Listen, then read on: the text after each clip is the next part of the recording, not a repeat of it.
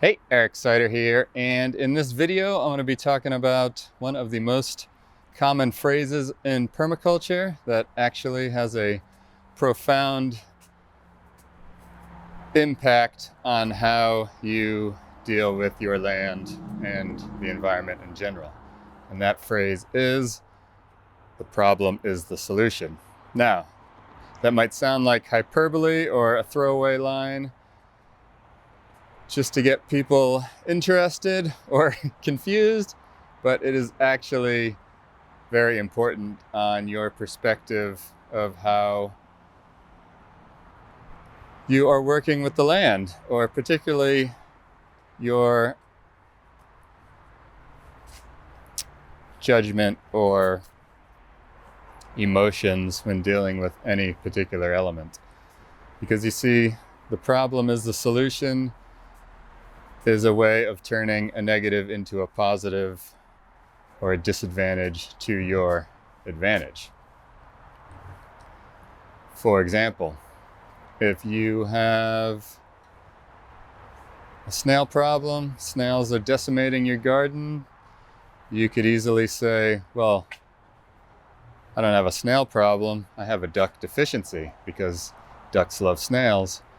Now, this doesn't necessarily mean you should run out and get a bunch of ducks, because maybe your situation is inappropriate to have ducks. It's just a way of thinking about the situation. We've had a ton of rain here in Sacramento, and there's been a lot of flooding and a lot of people noticing some issues with their land.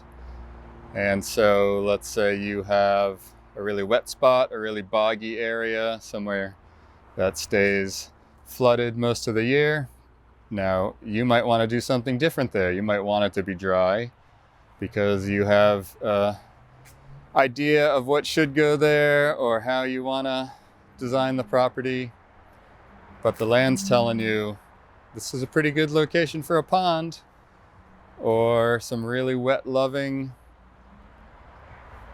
plants or crops or trees. So that's how the problem becomes the solution. Blackberry is a very invasive plant out here in Northern California, and people can't wait to get rid of it, which is pretty funny because it grows with no effort, no water, and it produces edible fruit. But it tends to take over, and it can be quite inconvenient and spiky. So, of course, people want to get rid of it as fast as they can.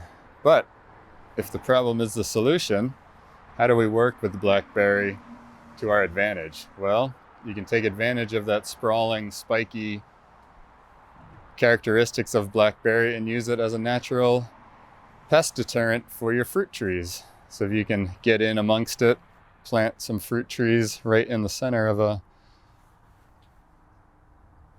big bush of blackberry, then you might have a natural deer protection. And blackberry is a precursor to a forest anyway, so what it's trying to do is recover damaged land and build up the soil so more sophisticated regimes can come after it. So use it to your advantage. Or if you want to harvest blackberry in a more convenient manner, you could set up trellis, train the blackberry on the trellis, and mow in between the series of trellises. So instead of a big bunch of blackberry, we can only really harvest the edges. That's how you take advantage and make it work for you.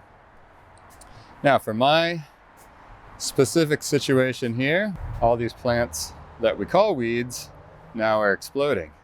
Now I could complain and moan and think to myself, man, now I got all these plants to take care of. They're all over the place. They're getting out of control.